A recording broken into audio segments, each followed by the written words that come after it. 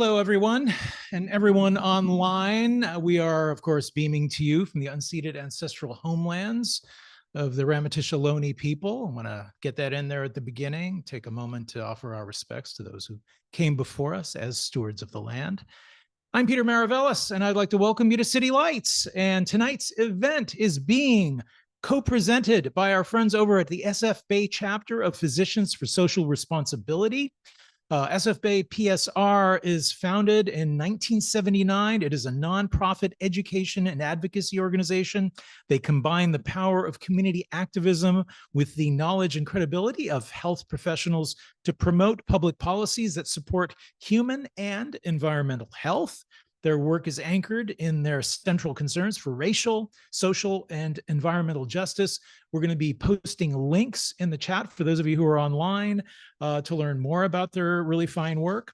I also want to take a moment to thank Emily Tobin at Oxford University Press for all of their efforts in putting this evening together. We are, of course, delighted to have Genevieve Guenther here with us tonight, celebrating the release of her new book, The Language of Climate Politics: Fossil Fuel Propaganda and How to Fight It. It's, of course, published by Oxford University Press. Genevieve Guenther rips apart the propaganda put forth by the fossil fuel industry and suggests a new vocabulary by which we can address climate activism. She offers guidance on initiating conversations about the climate crisis that can move people to take civic action. For many, many years, politicians on both the right and left have embraced and often repeated kind of fossil fuel talking point or several talking points. So Dr. Guenther points out that this repetition has produced a kind of a centrist consensus that really upholds a kind of a status quo that is now taking us to the brink.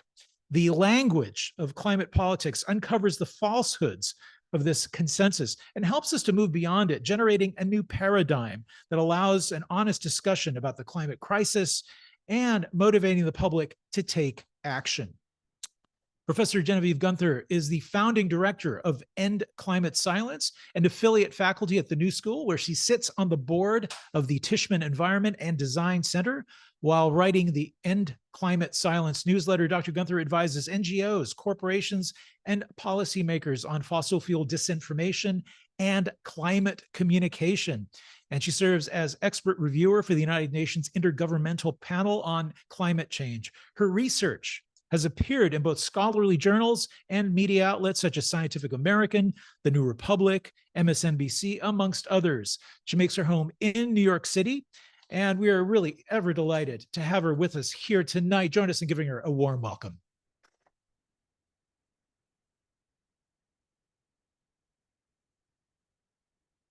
Well, thank you for that kind introduction. Hello, everybody. Thank you so much for coming out on this foggy San Francisco evening. Hello to everyone who's watching virtually. I'm thrilled to be here. This is a historic space to talk about books in a city that is dedicated to transformation, freedom, and imagining the future. And there's really no better place to talk about how we transform the world using language to talk about the climate crisis. So what I'd like to do tonight is just kind of give an overview of the arguments of the book and then read the preface of the book. So as we've heard, what I argue in this book is that our understanding of fossil fuel disinformation as something that comes just from the right wing is outdated. So the old style climate denial, which I will admit is still being spread by Donald Trump, but is pretty much old style climate denial, says that climate change isn't real or that it's a hoax. At this point, it's becoming just too absurd to uphold that fiction. So what fossil fuel interests are now doing is they are shifting their tactics, and they're saying, yes, climate change is real, but there is a host of reasons why we can keep using coal, oil, and gas and still deal with climate change anyway. So they use language, words that I argue kind of dominate the language of climate politics to create this false story, which goes something like this. So yes, climate change is real, but to say that it's going to be dangerous to us or our children is just, quote, alarmist. It's going to, quote, costs too much to phase out fossil fuels and decarbonize our economies. What we need to do instead is focus on economic, quote, growth, because wealth, of course, will shield us from climate devastation, and deal with climate change by investing in, quote, innovation and, quote, resilience. And anyway, it doesn't really matter what we do in the United States about climate change, because emissions are still rising in, quote, India and China, as if that were some sort of monolith over there in Asia. So this narrative I show in the book, at least I hope I show in the book, isn't just coming from the right wing. It's not just coming from fossil fuel interests. These terms and these arguments are repeated, sometimes in fragments, sometimes in echoes, but sometimes in their entirety, unwillingly, by scientists, economists, policymakers, researchers, journalists, and even advocates on our side, who, by repeating these talking points, by advancing them themselves, actually provide a permission structure for this disinformation to seem legitimate. And this echoing, this kind of bipartisan consensus, upholds our current genocidal status quo. So the book tries to discuss why the kind of centrist consensus is that we can keep using fossil fuels, but still deal with climate change, still halt global heating anyway. I go chapter by chapter, with each chapter taking on one term in this overarching narrative. I dive into the assumptions behind the language that uses that term, I hope I show them to be faulty.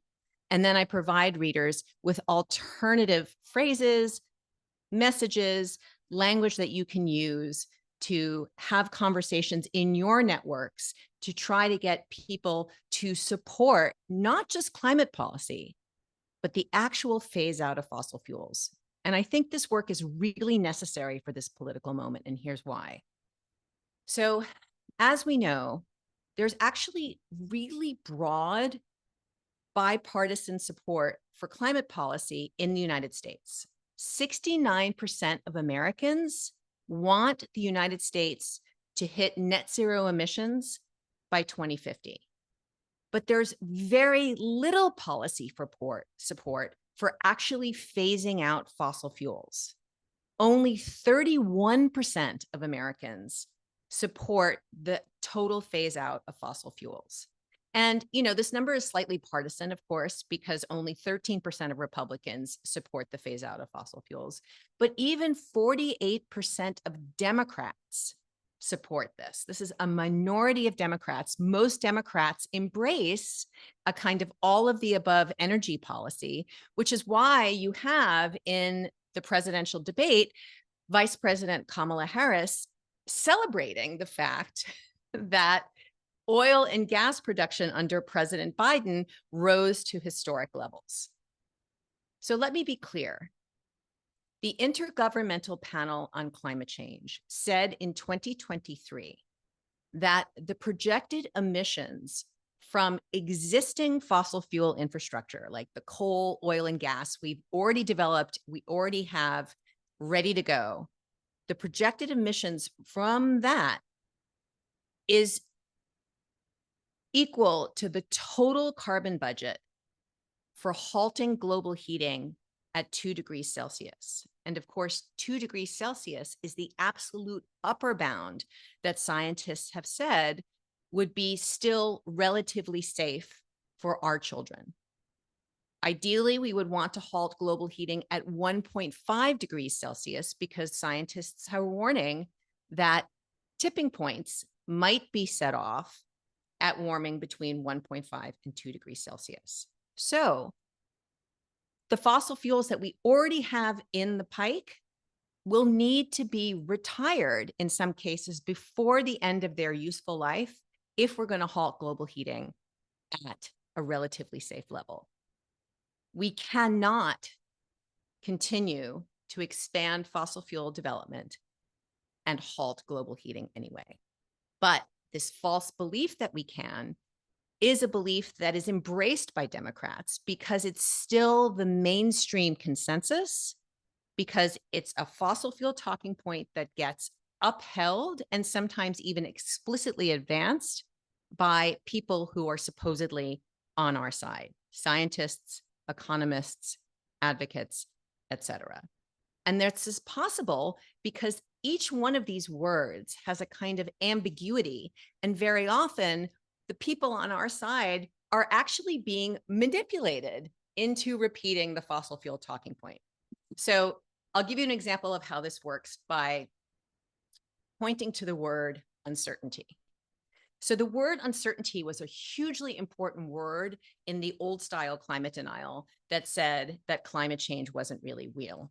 So what fossil fuel interests did then was they would say, well, we don't know whether climate change is real or not. There's too much, quote, uncertainty in the science to justify any big policy changes or spending any money on decarbonizing our economies. The reason that this strategy, this message, which they repeated for almost an entire decade from about 2009 to 2018, the reason it was so successful is that fossil fuel propagandists were using a kind of common sense, colloquial definition of the word uncertainty. So most of us think the word uncertainty means kind of the state of not really being sure, not really having enough information to make a final determination or judgment. But actually, this is not what uncertainty means in climate science. In climate science, it has this specific disciplinary meaning, which is the range of possible outcomes that you can predict with confidence. And indeed, uncertainty is actually a synonym for confidence in climate science. You can talk about the uncertainty interval, or you can talk about the confidence interval. So what happened, though, by putting this kind of common sense definition into our public discourse about climate change, fossil fuel interests manipulated climate scientists into appearing to reinforce the message that they didn't think climate change was real either anytime they talked about the, quote, uncertainty of their research without clarifying that they were talking about a range of possible outcomes. So this is why the talking point was so effective, was that it seemed repeatedly to be confirmed unwittingly by scientists who were acknowledging that there was an uncertainty in their models, which didn't mean that they didn't know whether climate change was real or that it was going to be bad. It just meant there was a whole range of possibilities from bad to super bad. So that was the old style. Now we have alarmist cost growth, India and China, innovation and resilience. And I take one of those terms up in each chapter. So what I'm going to do for the rest of this talk is read just the preface of the book, because I think it's a really elegant, I hope it's a really elegant exposition of the way that something seemingly innocuous, this tiny little pronoun we, actually does the work of fossil fuel propaganda. So put my glasses on and turn to that. Preface, we. It feels perfectly natural to use the word we when you talk about climate change. We are causing climate change. We are emitting more carbon dioxide than ever. We need to draw emissions down to net zero in order to halt global heating at the Paris Agreement target of well below 2 degrees Celsius. Given that human beings are, in fact, causing climate change, the impulse to use the word we makes total sense. But there's a real problem with it. The guilty collective it invokes simply doesn't exist. The we responsible for climate change is a fictional construct, one that's distorting and dangerous.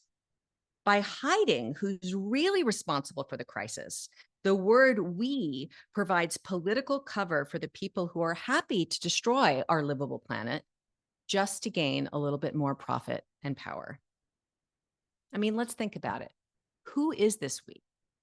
Does it include the nearly 700 million people who live on less than $2.15 a day? Does it include the approximately 4.2 billion people, nearly half the global population, who live on less than $6.85 a day? Does it include the millions of people all over the world, like the 6 million people who participated in the global climate strikes of September 2019, doing whatever they can to lower their own emissions and push for systemic change? Does it include Bill McKibben, the elder statesman of the climate movement who wrote his first book about climate change in 1989? How about Greta Thunberg, the young woman who inspired worldwide climate protests by sitting in front of the Swedish parliament every Friday to demand her government take action at the scale of the crisis? Does it include the indigenous peoples who have been living in harmony with their ecosystems for generations? Does it include our children? Of course, the universal we seems real. The fossil fuel system for the moment feels all-encompassing. It provides the means for what people do on this planet. In its inclusions and exclusions, it's laying out the conditions for human action. It seems totalizing, especially from an affluent American vantage point. But it's not totalizing, and it's certainly not eternal. It requires active reproduction at every moment in time through subsidies, through construction and repair of its infrastructure, through court cases that uphold its laws, through protection of its so-called assets by the military, through Instagram photos that pretend its benefits will bring you joy, and on and on and on. Instead of thinking of climate change as something we are doing, always remember there are millions, perhaps billions of people on this planet who would rather preserve civilization than destroy it with climate breakdown, who would rather have the fossil fuel economy end than continue. Those people are not all mobilized by any means, but they are there. But remember too that there are millions of other people, some of them running the world, who seem willing to destroy civilization and allow untold numbers of people to die in the decades ahead so that the fossil fuel system can continue now. Remember as well that there are degrees of complicity. Without structural changes paid for collectively, most of us have no alternative but to use fossil fuels to some extent. Each of us can only do our best.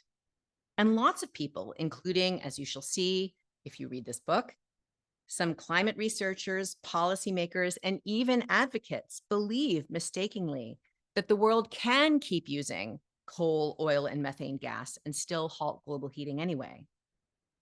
But neither constrained choices nor mistaken beliefs are akin to the deep and shameful complicity of, for example, those in public relations who create advertising campaigns for oil and gas companies, or those in the news media who refuse to mention climate change or the dangers of fossil fuels in their reporting.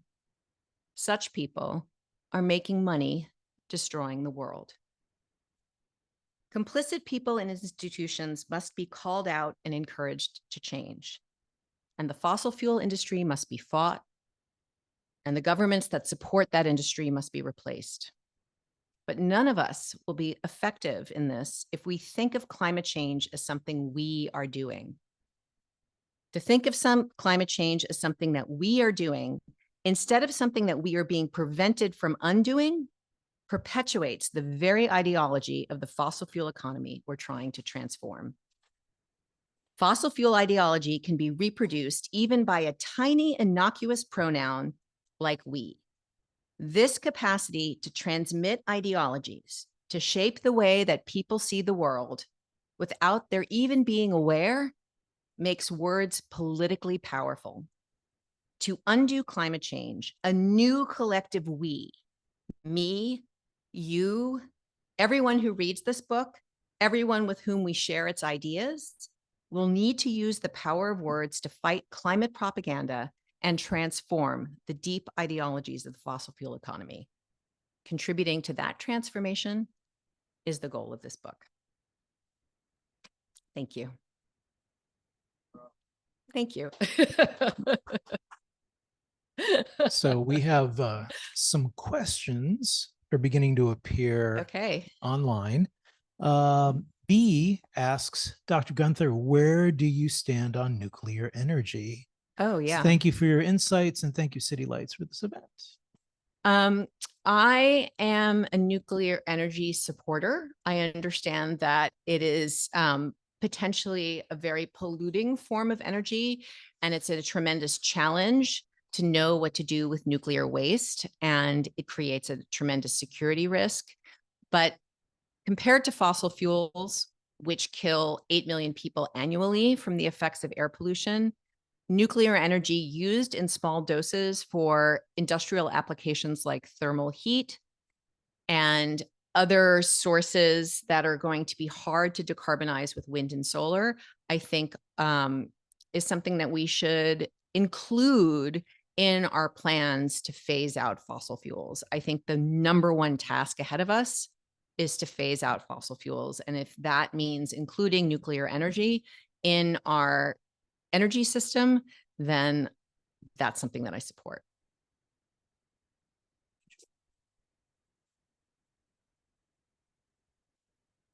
I had a couple questions, but I guess Yeah. I'll start with one is because we are in City Lights and, there's all these amazing fiction books around us.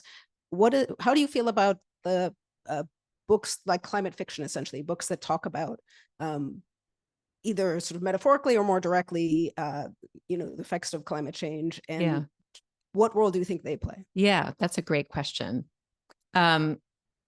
Which I am going to answer by way of a confession, which is I don't actually read climate fiction because having thought about climate change all day, the last thing that I want to do is read a story about it after work. So I tried to get through Ministry for the Future.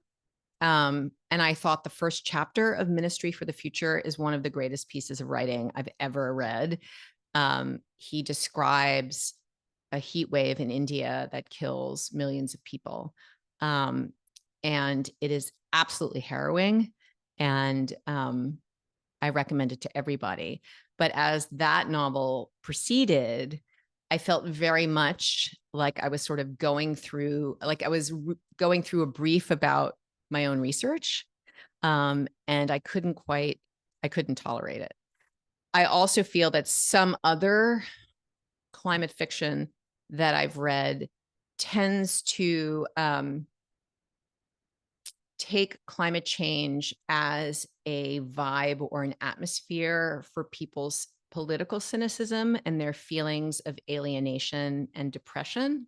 And I would be the last person to say that you shouldn't have feelings of anger or sadness or grief or anxiety when you think about climate change. I mean, I think those emotions are inevitable. And what I say in the first chapter of my book about the propaganda that people who are aware of the dangers of climate change are just alarmists. I say, no, you're not an alarmist if you look at these dangers head on and don't turn away. You're actually incredibly brave. It's a form of courage to do that.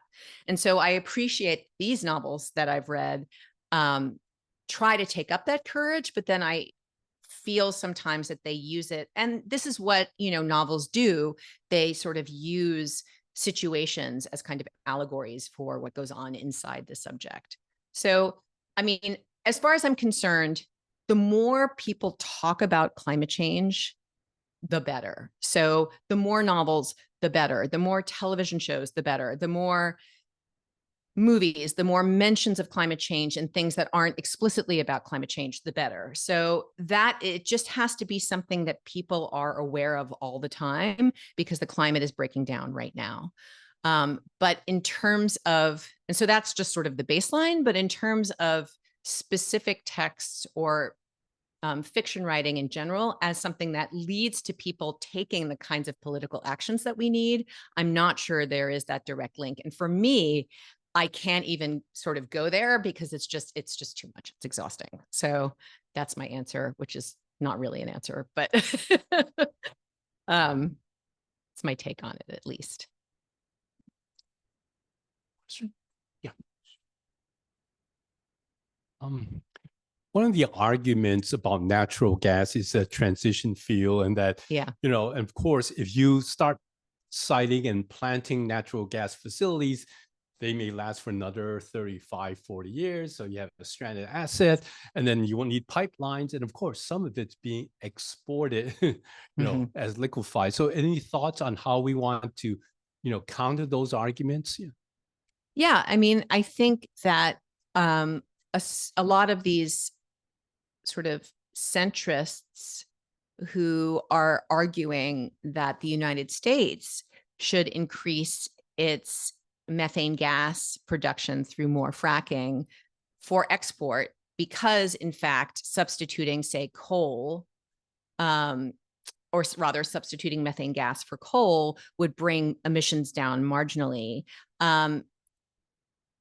are the kinds of people who need to be schooled on what the science says, which is flat out, we cannot have any more fossil fuels.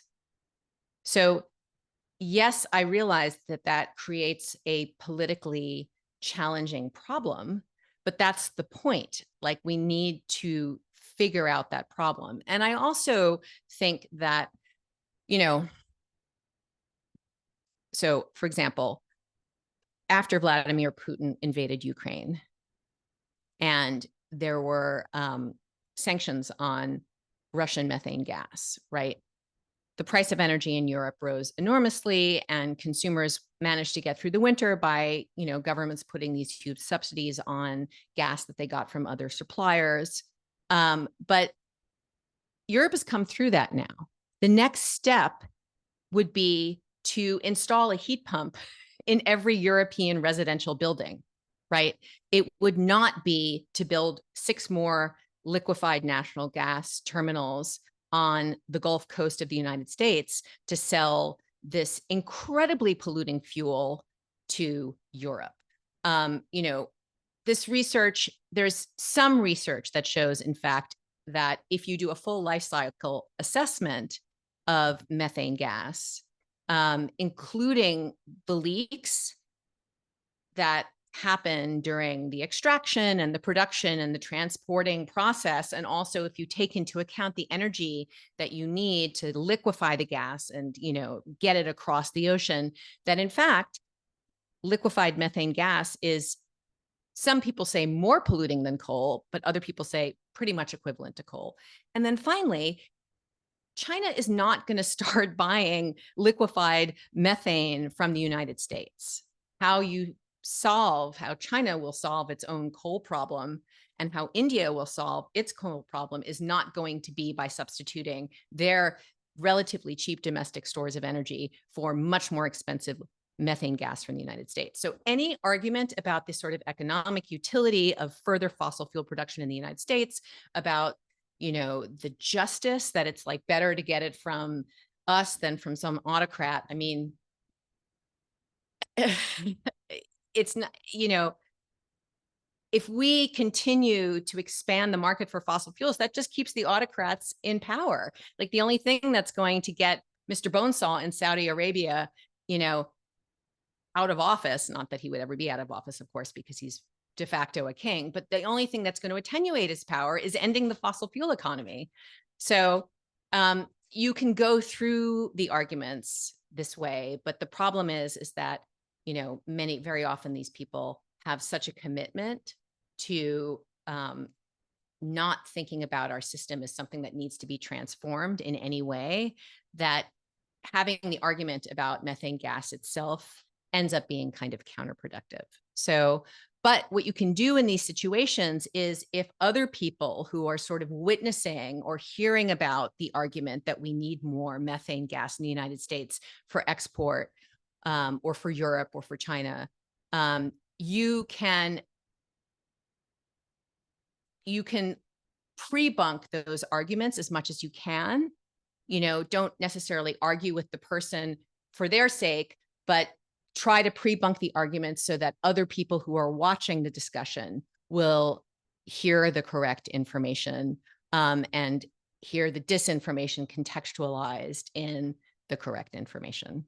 But always, I would argue, you need to bring the conversation back to this indelible scientific fact that we already have too many fossil fuels to halt global heating at 2 degrees Celsius with a 2/3 degree of likelihood, and challenge the person who's arguing for further fossil fuel development to square that argument with this indelible scientific fact. We have another question from online. This one is from Chun. Hello, Dr. Guenther. Could you shed more light on your observation and prospect of US-China relationship dynamics in the realm of climate change? Yeah, so this was one of the things that I was most surprised by when I was researching this book. So I didn't know what I was going to find, essentially.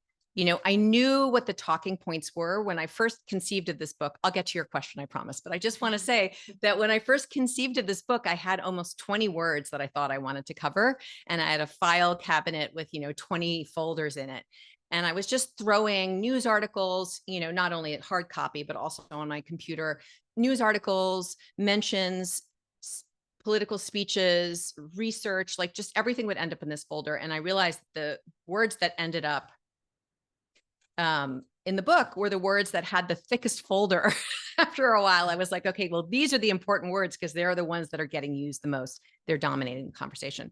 So I knew, quote unquote, India and China was going to be very important, but I didn't know how I was going to deal with this talking point because I also was worried about rising emissions in China. And I had also bought the propaganda, basically hook, line, and sinker, that China was the bad actor in international climate negotiations. But what I discovered in researching this book is 3 things. First of all, in 2009, when China returned essentially from the Copenhagen Climate Conference, which didn't come to an agreement, but was the first conference to sort of gesture towards the idea of halting global heating at a certain temperature, China came back from this conference and designated solar, rare earth metals, batteries, EVs, ecological restoration, and climate innovation, quote, strategic emerging industries. This was in 2009. And they applied full-bore industrial policy to the challenge of getting these industries off the ground in China and cornering the global market. And now here we are in 2024, and China has absolutely cornered the global market on solar, EVs, minerals, batteries, all the technologies and the materials essentially we need to decarbonize the global economy. And, this creates a security risk for democratic nations, which is part of the reason that President Biden in the Inflation Reduction Act, which offered tax credits to businesses who wanted to open factories that would build these clean energy technologies right here in the United States. That's why he offered these tax credits with the requirement that they needed to source American-made materials, because he wants to try to bring some of this clean energy manufacturing to the United States to kind of de-risk the political implications of China having cornered this global market. But China is not only doing this for economic and geopolitical reasons, they are also deploying clean energy and EVs at home at an astronomical rate. So anytime you see charts or graphs about, rising clean energy deployments across the world, it's basically China who is leading and responsible for this massive S curve. In last year, they deployed more solar than the rest of the world combined, for example. And the reason they're doing this, and this is the second thing that I discovered researching this book, which completely blew my mind, was that, as we know, they set a target in 2021, I think it was. I might be mangling the date. You need to read my book to make sure. Was it 2021? Okay. Recently, they set a target for China to peak its emissions in 2030 and then draw its emissions down all the way to net zero by 2060. And this, was well covered in the US press, but what was not well covered, and indeed what I felt like I discovered totally by myself because no one is talking about this, is that then what they did was enact the biggest and most comprehensive climate policy of any nation in the world. So this policy is called the 1+N climate policy. I mean, that's a kind of paraphrase because like most Chinese legislation, it has this very long, very poetic name, which I'm not going to remember. Again, you're going to have to read my book to find out what it is. But what this policy does is it sort of mobilizes every provisioning capacity of the Chinese Communist Party, legislative, financial, technological, regulatory, just every area of the Chinese government has now a series of tasks ahead of it to enable China to meet its climate goals. And it has a verification structure in place with rewards and punishments for the bureaucratic functionaries who are tasked with putting these legislative proposals into action. The law is not actually, I don't think, greenwashing because it exists on the Chinese Communist Party website next to the 14th five-year plan. They're very proud of it. And in fact, research into the language of Chinese policies has shown that in some policies that the CCP, the Chinese Communist Party, doesn't really want to enact, these policies are written in the language, is a kind of ambiguity that allows local bureaucratic functionaries in the provinces to kind of ignore the provisions without necessarily seeming to flout directions of the central government. But this climate policy, this 1+N document, is not written with that ambiguous language. It is written in black and white terms. China will do X by Y date. We will do Z. We will not do A. It is very clear. And other Chinese political scientists or American political scientists who work on China talk about the fact that one of the reasons that Chinese authoritarianism works as well as it does as a political system domestically is that Chinese people have the expectation that when the CCP says it's going to do something, it actually gets done. So they've made a very explicit proclamation of their plans, and they have step-by-step targets and goals for literally every sector of the government and every sector of the culture: urban planning, farming, education. They're instituting climate change departments in all Chinese universities. They're putting climate change education into the secondary curriculum. They're like hiring influencers to model low carbon lifestyles and make them sexy. I mean, it's like a whole of government, whole of society approach. So you may hear President Biden or perhaps Vice President Harris say that that IRA, the Inflation Reduction Act, is the biggest climate policy in the history of the world.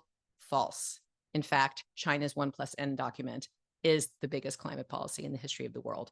So the third thing that I discovered researching this talking point was that, in fact, the United States, who very often is thought of as the climate leader of the planet, has essentially, since, the Bush era, been thwarting any possibility of a legally binding treaty being signed in these international climate negotiations. They have been the spoilers right along with Russia, Saudi Arabia, and to some degree, at least in the early years, India and China, because India and China have said, well, we can't decarbonize first because we're still developing. I mean, even to this day, per capita income in China is only $12,000 a year, despite it's a massive economic growth and its great, wealth among the upper classes.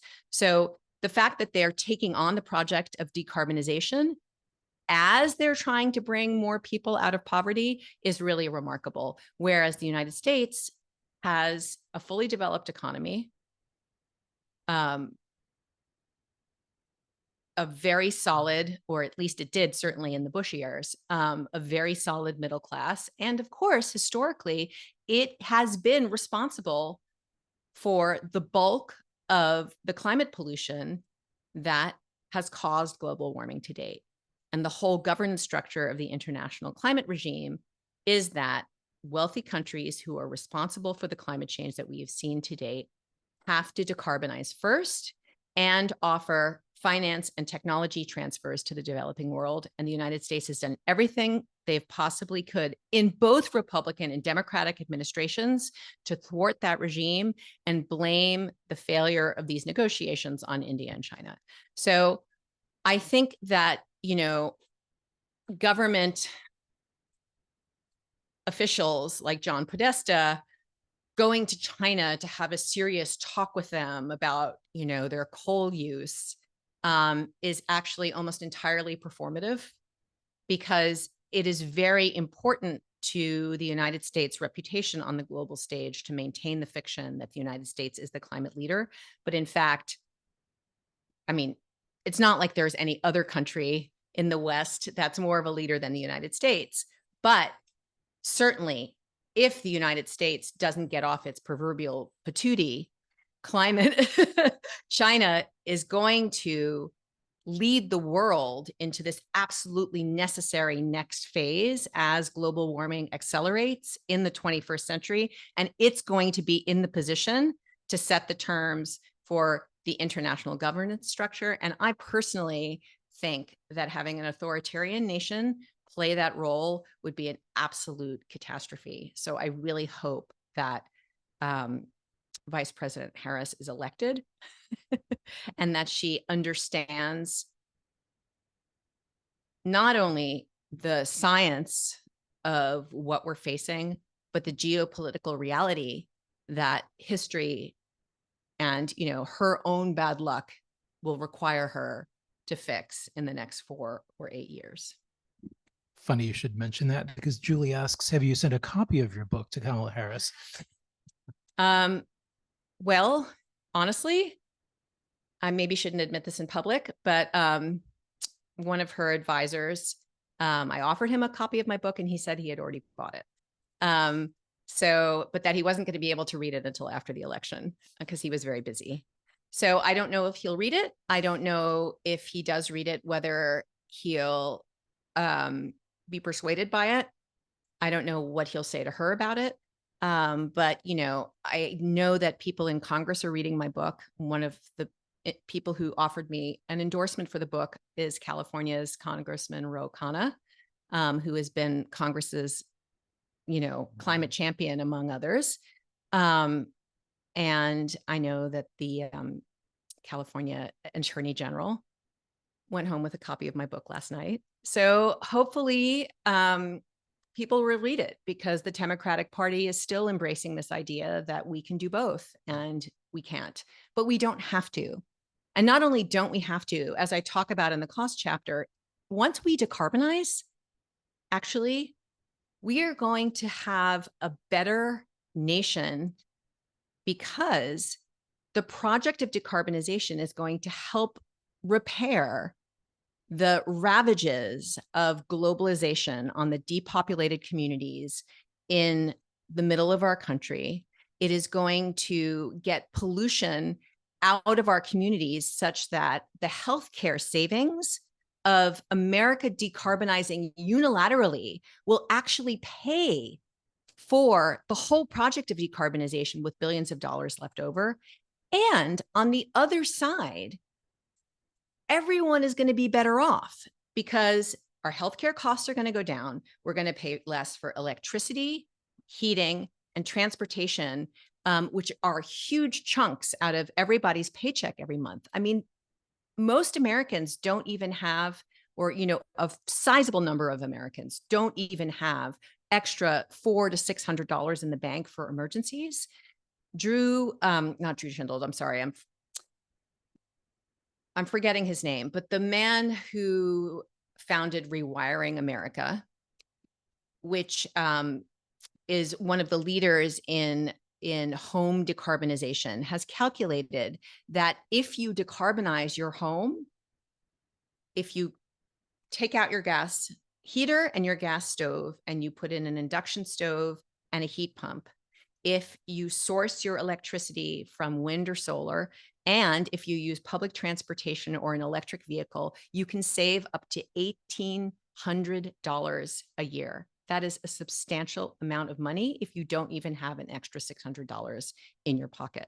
So on the other side of this, we're going to have a much more equal economy. We're going to have jobs where there are only Walmarts, and everyone is going to be healthier and much better off on the other side of this.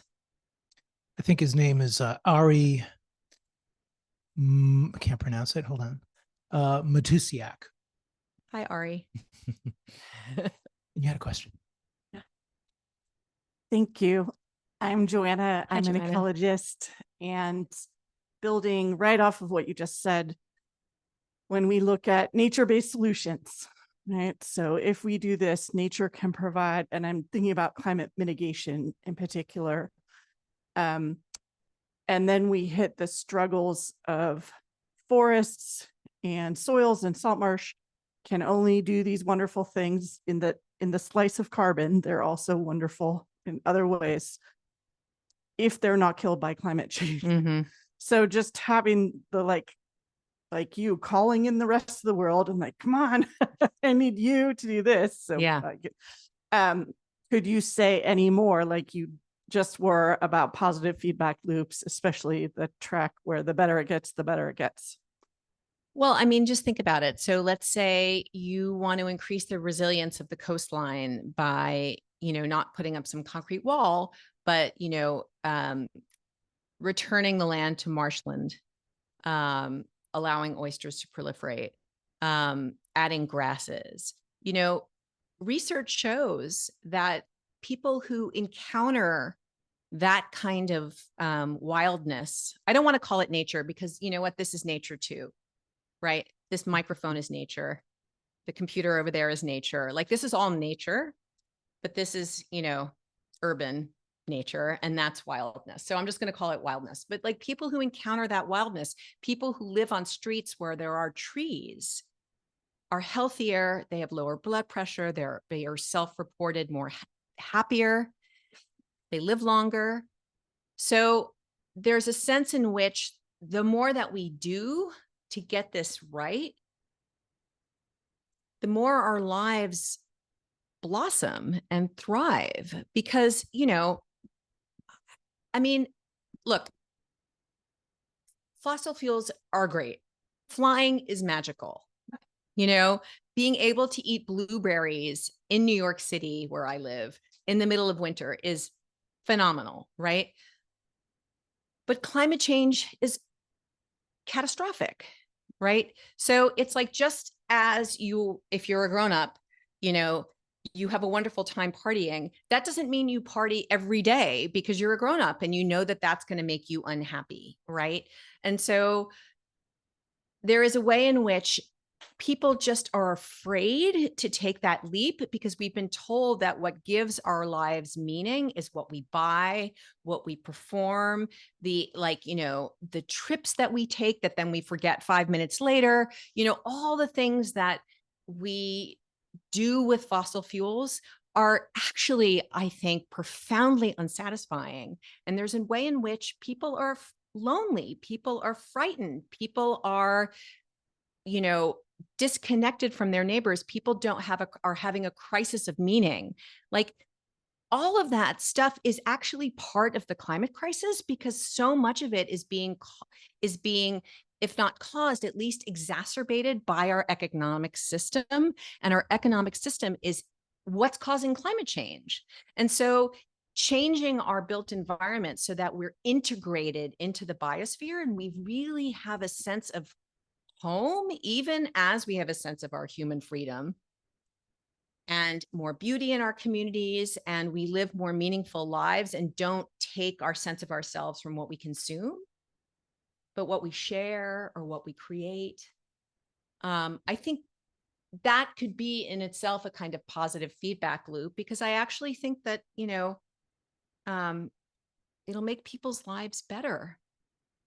It will. Like, it's, we had centuries of struggle, and then we had this century of sort of like, I don't know, being on amphetamines all the time.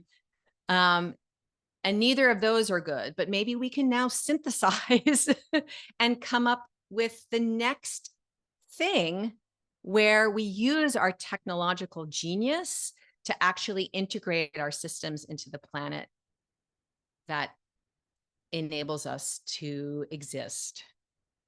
That's my vision anyway. You're welcome. And we find ourselves at the top of the hour. Professor Guenther, thank you so much for joining us tonight. It has been such a pleasure. And thank you everyone online for all your questions and for being with us. We have posted links with which you may purchase the book. And those of you who are in the room here, you may pay for the book downstairs, and Professor Guenther is happy to sign it for you. So, and we will have signed copies for those of you who are online. So thank you again, and hope to see you all soon.